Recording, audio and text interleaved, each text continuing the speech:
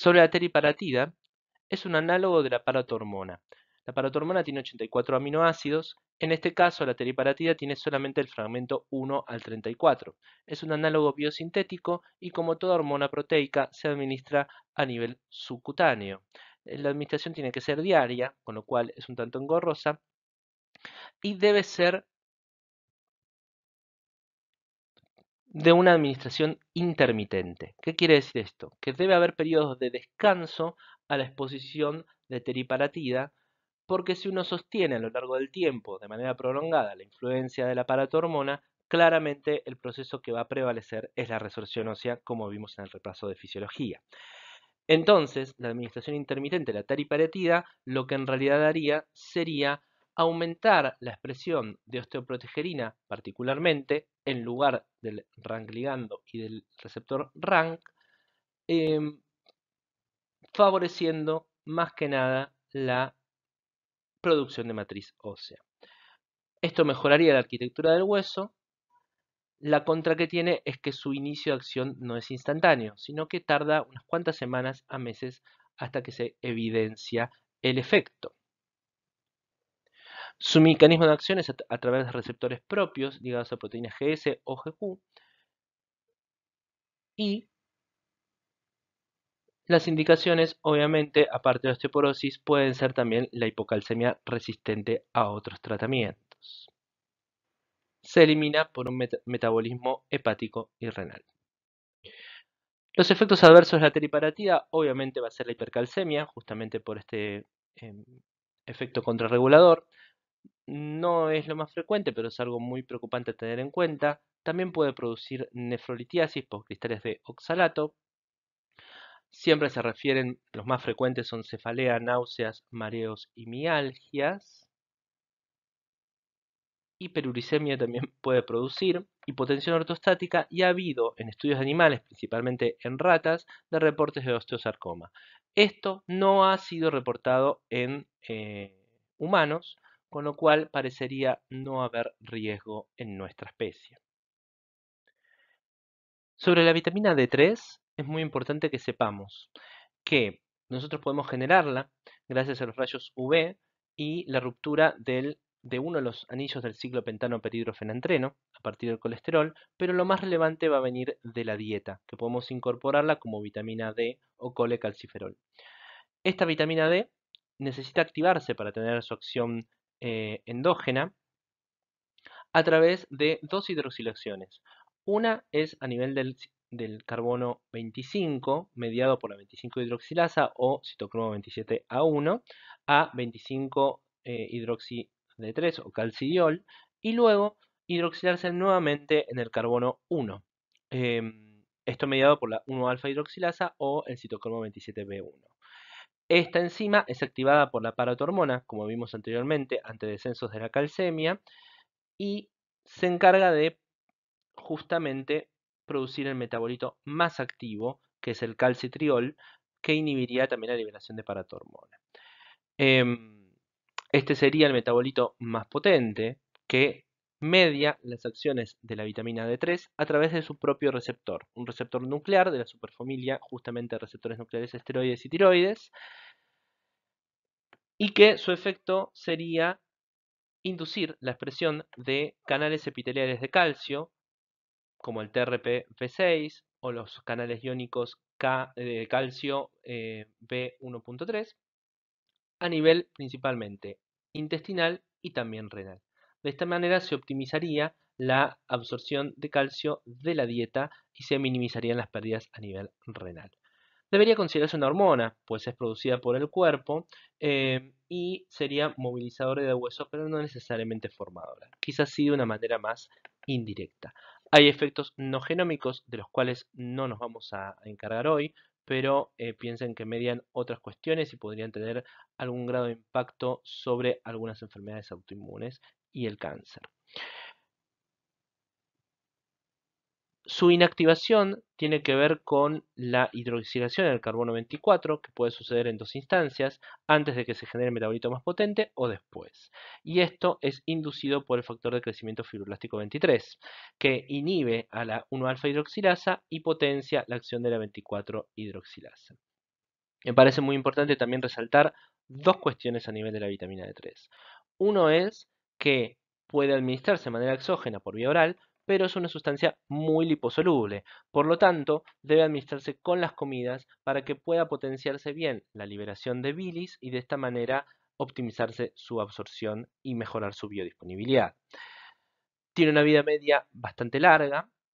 Todos los precursores en total tienen una vida media extensa de 10 a 20 días y el calcitriol tendría una vida media aproximadamente entre 3 y 5 días.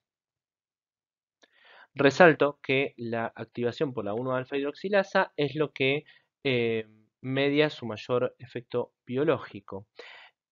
Y es importante considerar que algunas situaciones pueden tener antagonismo de estas vitaminas. Quiero resaltar el tema de los corticoides. Los corticoides tienen el efecto completamente opuesto a la vitamina D3 y por lo tanto, al tener un efecto antagónico, debe siempre asegurarse en los tratamientos sostenidos de corticoides el aporte de calcio y algún suplemento de vitamina D para prevenir los efectos adversos óseos de los corticoides. Como indicaciones de la vitamina D, obviamente vamos a tener el déficit nutricional que puede darse en la niñez con el raquitismo o en la adultez con la osteomalacia, especialmente como factor predisponente para el déficit de vitamina D, la insuficiencia renal crónica, que puede generar una osteodistrofia renal y para eso va a ser importante contar con otros fármacos como el sevelamer para su abordaje. El hipoparatiroidismo es otra de las indicaciones posibles para la vitamina D.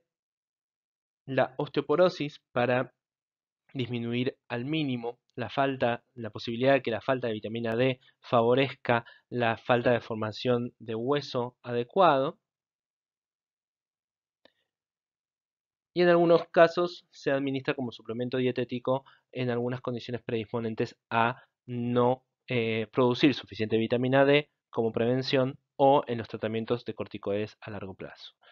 Los efectos adversos, sí, presenta efectos adversos y es la intoxicación por la misma vitamina D, que puede causar hipercalcemia, que es tan grave como la hipocalcemia.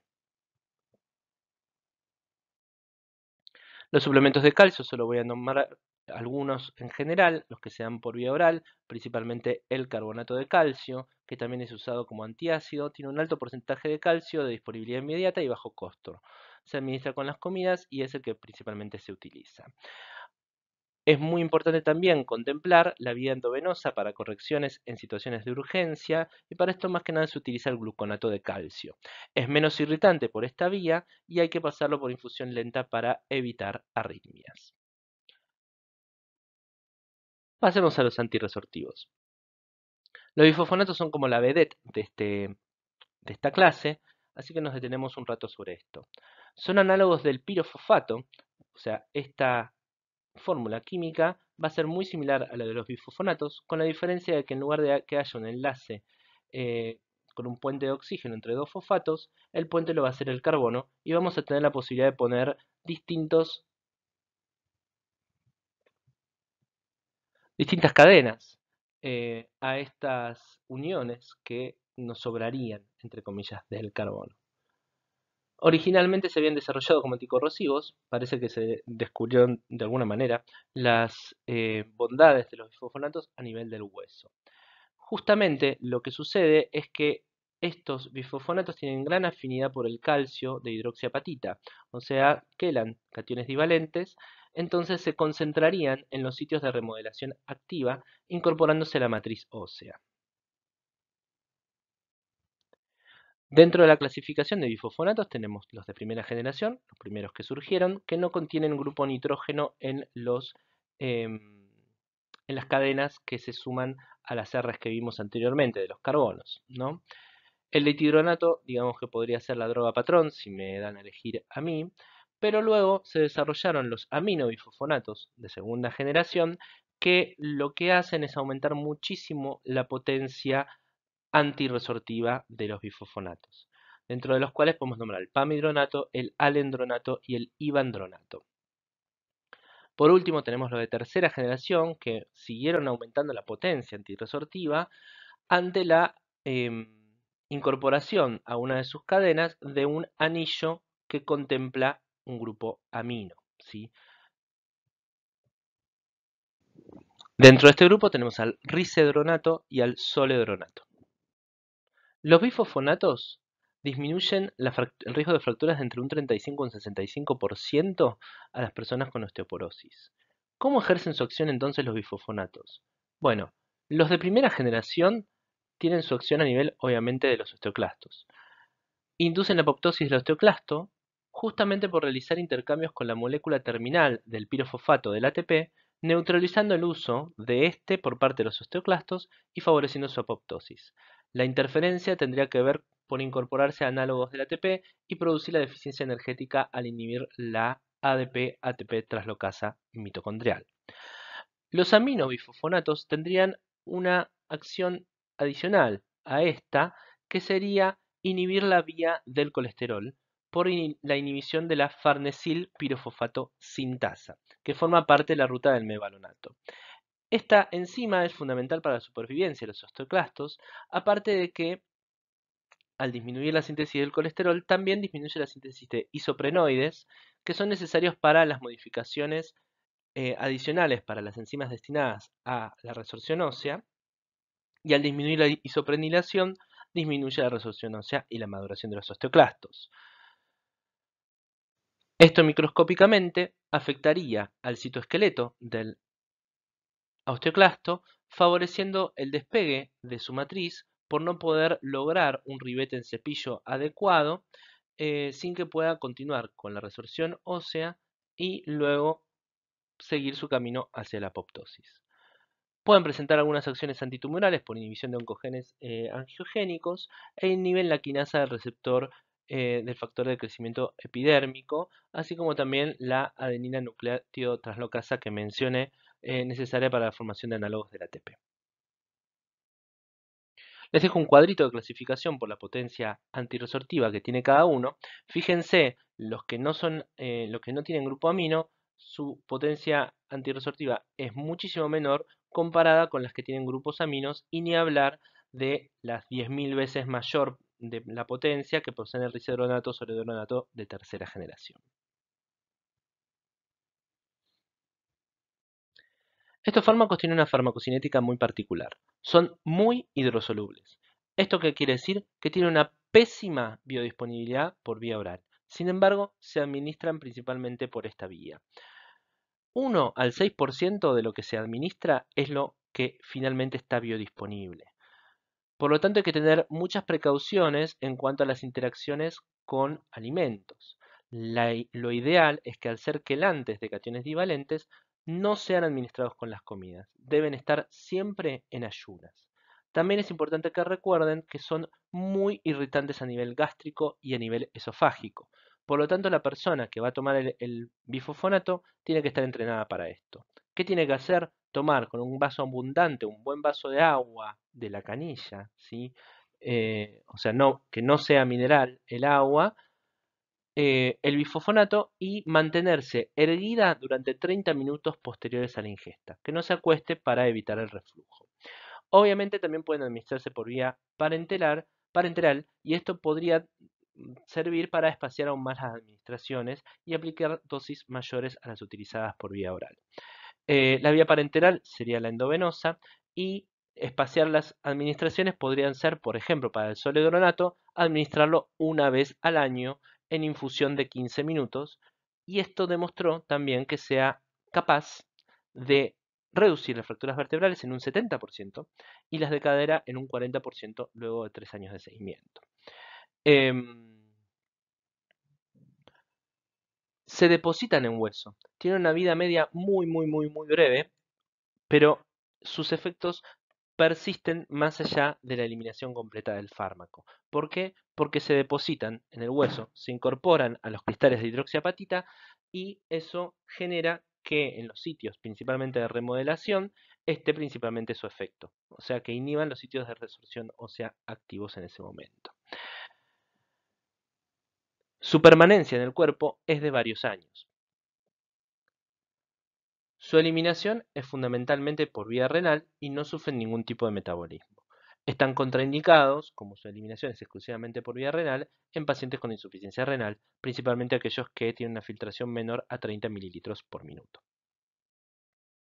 Los efectos adversos van a ser muy importantes que los recuerden. Ya mencionamos aquellos que tienen que ver con a nivel tracto gastrointestinal, con irritación esofágica, que puede ir desde pirosis, irritación esofágica, esofagitis, úlceras esofágicas y obviamente también pueden ser referidos como dolor abdominal o generar diarrea. Es mucho más frecuente con aquellos que son nitrogenados, lógicamente porque son más potentes. Si son administrados de manera correcta, como describí más arriba, baja muchísimo la incidencia. El síndrome gripal es habitualmente reportado con las administraciones endovenosas y lo que se reportan son mialgias, artralgias, aumento de la temperatura, fiebre o incluso uveitis que podrían ser prevenidos con la administración de antipiréticos de manera anticipada. También pueden producir hipocalcemia e hipofosfatemia. Hay algunos reportes de disminución del filtrado glomerular con el sodio de hidronato. Y lo más llamativo es la osteonecrosis de mandíbula que ha sido reportada principalmente cuando una persona recibe bifosfonatos y requiere una intervención quirúrgica odontológica, por ejemplo la extracción de una muela. Esta necrosis es aséptica, avascular, o sea, aparentemente habría una disminución de la producción de vasos a nivel óseo y implica que las personas que van a someterse a algún tipo de intervención odontológica no reciban el fosfonato hasta no realizarla. También el factor de riesgo que puede sumar para que este efecto adverso aparezca es la terapia con glucocorticoides. Ellos también tienen referenciado este efecto adverso como osteonecrosis. Y también si el paciente tiene alguna neoplasia o tiene infecciones dentales activas, podrían tener mayor riesgo de sufrir osteonecrosis. El reporte mayormente es con los más potentes, como el soledronato, a altas dosis y con un tratamiento de más de 8 semanas. Por último, los pacientes que reciben, por lo menos los de primera generación, han sido reportadas fracturas atípicas, fracturas por estrés. Estas fracturas tienen que ver porque en algunos casos, principalmente los de primera generación, generan un hueso congelado, ¿sí? O sea, un hueso que no tiene recambio y por lo tanto no puede reformular las líneas necesarias de fuerza para hacer frente a las actividades de la vida diaria o actividades que puedan resultar de ejercicio. El reporte de los bifosfonatos como beneficio terapéutico es durante los primeros 5 años de su uso. Posterior a los 5 años es más probable que aparezcan fracturas atípicas y a la vez no se han reportado grandes beneficios con sostener de manera durante mayor tiempo el tratamiento. Las indicaciones no solamente es la osteoporosis, si bien es una de las principales, la disminución de la tasa de las fracturas es muy relevante en los primeros 5 años, como dije anteriormente. También pueden servir para disminuir la osteólisis tumoral y como adyuvantes en la terapéutica del dolor neoplásico. Pueden servir también para el tratamiento de la hipercalcemia resistente a la primera línea de tratamiento que se realiza, generalmente con diuréticos y con expansión plasmática.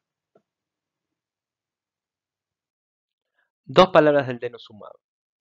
Es un anticuerpo monoclonal humanizado que lo que se encargaría es de neutralizar al RANK ligando, previniendo la maduración de los osteoclastos. Esto favorecería entonces la generación de matriz ósea, o sea, toda la síntesis de nueva matriz ósea, e impediría la resolución ósea. Se administra por vía subcutánea, como todo preparado proteico, y como los anticuerpos monoclonales suelen tener una vida media bastante prolongada, se puede administrar cada 6 meses. Los efectos adversos reportados en general son reacciones inmunes y hay un aumento de la tasa de incidencia de infecciones.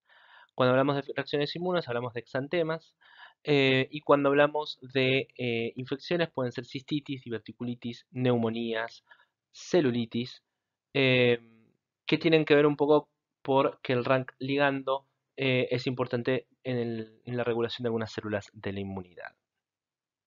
Puede haber algún grado de riesgo de fracturas atípicas y en algunos casos habría que chequear que no genere una hipocalcemia transitoria el paciente. Lo más importante ahí es corregir la hipovitaminosis de vitamina D en caso de que eso pueda estar presente.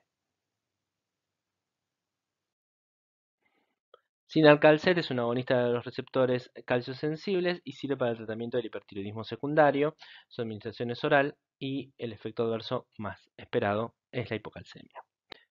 Y la calcitonina, como bien dijimos anteriormente, es un fármaco que antagoniza la palatormona, tiene su propio receptor que genera la disminución de calcio y de fosfato plasmático e inhibe la resorción ósea. La verdad es que es una hormona poco utilizada, en general se utilizaba la calcitonina de salmón, pero desarrolla tolerancia a su efecto y es eficaz solo hasta 6 horas después.